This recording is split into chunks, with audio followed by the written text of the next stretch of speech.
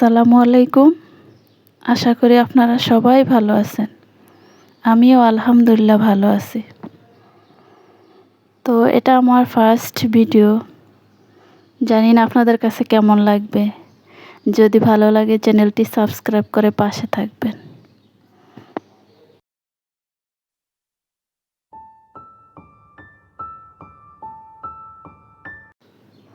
আজ সকাল সকাল চলে এলাম নাস্তা তৈরি করার জন্য। তো ফার্স্টে দিয়ে দিলাম আটার ফানি, আটা কাই করার জন্য কিছু লবণ। বলক আসা পর্যন্ত অপেক্ষা করব। আটা কাই করার জন্য দিয়ে দিছি আটা কাই করা প্রায় শেষ। অফ ক্যামেরা আমি রুটিগুলা বেলে নিব।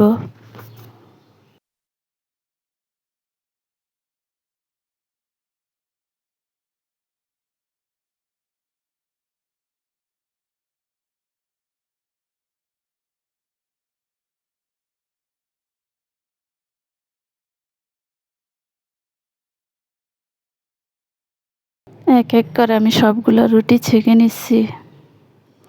তো এখন ভেজে নিব ডিম। তার জন্য দিয়ে দিলাম তেল।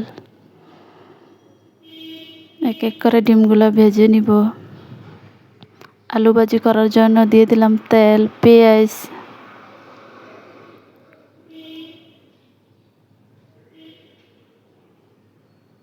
পেঁয়াজটা একটু ভালো করে ভেজে নিব। দিয়ে দিলাম আলু।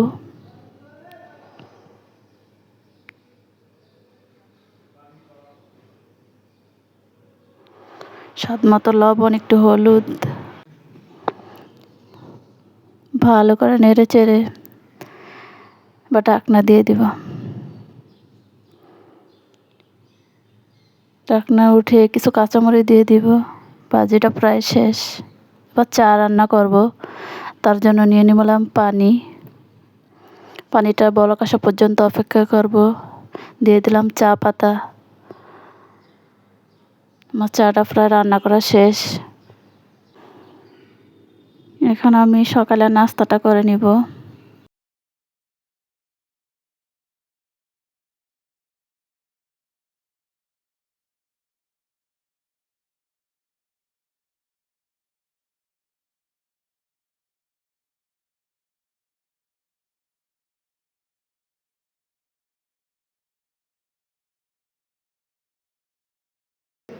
আমার মতো চাল আবার কে আছেন যে নাস্তার পরে চা না হইলে চলেই না।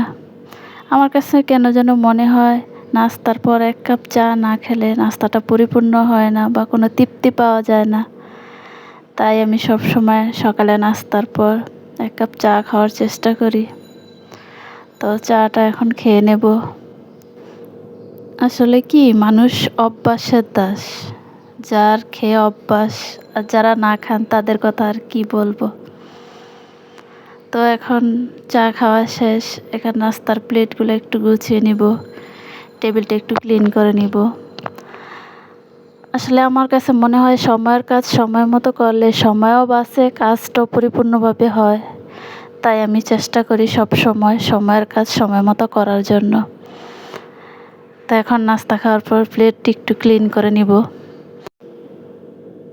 এক এক করে গুছিয়ে নিব।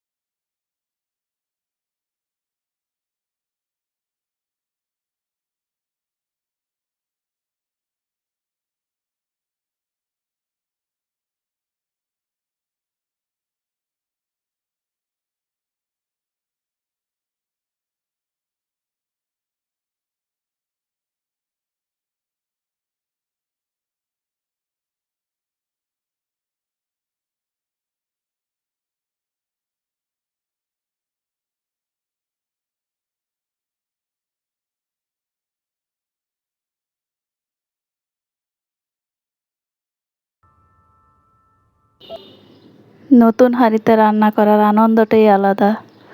আমার তো নতুন হাঁড়ি পাতিলা দেখলে রান্না করার আরও আগ্রহ বেড়ে যায়। আপনাদের কাছে কেমন লাগে কমেন্ট করে জানাবেন। তো এখানে 2টা ফ্রাই প্যানের কড়াই আছে। প্রতিনিয়তই যদি এরকম নতুন নতুন হাঁড়িতে রান্না করা যেত তাহলে কত না ভালো হতো। তো আসলে এখানে আনবক্সিং কীভাবে করবো বুঝতে পারছি না, যেহেতু এদিকে কস্টিপ মারা। জানি না আমার এই ভিডিওটা রিচ হবে কি না, মানুষ দেখবে কি না। মানুষ গাড়ি চালাইতে গেলে অ্যাক্সিডেন্ট তো হবেই, তাই কি মানুষ গাড়ি চালানো ছেড়ে দিবে? হার জিত সব জায়গায় আছে। এটা বলার একটাই কারণ, যেহেতু আমি ফার্স্ট টাইম ভিডিও করতেছি, আপনাদের কাছে কেমন লাগে তাই। আর এখানে হচ্ছে ফ্রাই প্যানের কড়াইগুলো বের করে নিছি। আমার কাছে তো খুবই ভালো লাগে, অনেক কিউট, আমার পছন্দের একটা জিনিস। তো আপনাদের কাছে কেমন লাগে জানি না, আমার কাছে খুবই ভালো লাগছে। আমরা হাউসওয়াইফ যারা আছি, আমার মনে হয় তারা এগুলাতেই বেশি আকৃষ্ট বা এগুলাই খুবই পছন্দ করি। অন্যদের কথা বলতে পারবো না। তো আমি এখন রান্না করব, তার জন্য রেগুলার তেল শেষ। এখন তেল ঢেলে নিচ্ছি। রান্না করার আগে সব কিছু গুছিয়ে গেছে নিলে হয়তো বা রান্নাটা একটু তাড়াতাড়ি হয়। তো আমি এখন তেল এখানে ঢেলে নিলাম।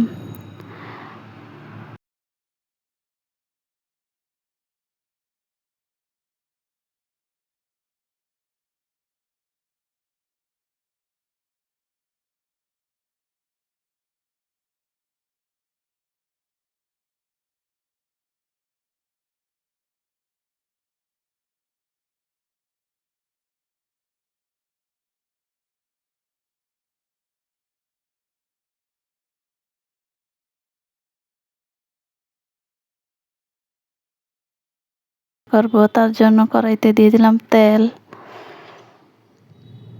মাছগুলো একটু ভেজে নিব। যদিও রান্নাটা ওরকম ডিটেলসে শেয়ার করব না, যেহেতু সবাই তো পাকা রাঁধুনি, আর নতুন করে শেখানোর কি আছে। তা আমি যেটা করব সেটাই আপনাদের কাছে শেয়ার করব। তো পেঁয়াজ ভাজা হয়ে গেছে, দিয়ে দিলাম আদা রসুন হলুদ মরিচ।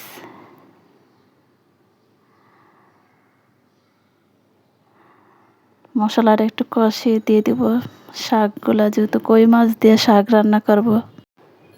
এক এক করে শাকগুলো দিয়ে দিব। শাকগুলো দেওয়া শেষ, ঢাকনা দিয়ে ঢেকে দিব। শাকগুলো কষানো হয়ে গেছে, একটু জল দিয়ে দিব। বলক আসলে দিয়ে দিব মাছগুলা। তো আবার কেউ কিছু মনে করবেন না যে পুঁই শাক দিয়ে কই মাছ রান্না করে, যে গরমের জ্বালা অতিষ্ঠ, আমার কাছে মনে হয় যেন শাক সবজি খাওয়াটাই এখন উত্তম। তাই তো এখন করলা ভাজি করবো, তার জন্য কড়াইতে দিয়ে দিলাম তেল, পেঁয়াজ দিয়ে দিলাম আলুটা আগে একটু ভেজে নিব। আলুটা এভাবে ভেজে নিলে তিতাটা অনেকটাই কম লাগে। আলুটা হালকা লবণ দিয়ে ভালো করে নেড়ে চেড়ে দিয়ে দিব করলা, হালকা হলুদ, কাঁচামরিচ। এভাবে করলা ভাজি করলে তিতাটা অনেকটাই কম লাগে, খাইতেও খুব টেস্ট হয়। মুরগি রান্না করবো, তার জন্য প্যানে দিয়ে দিলাম তেল। তেলটা গরম হয়ে আসলে দিয়ে দিব পেঁয়াজটা একটু ভেজে নিব। দিয়ে দেবো এলাচি, দারচিনি।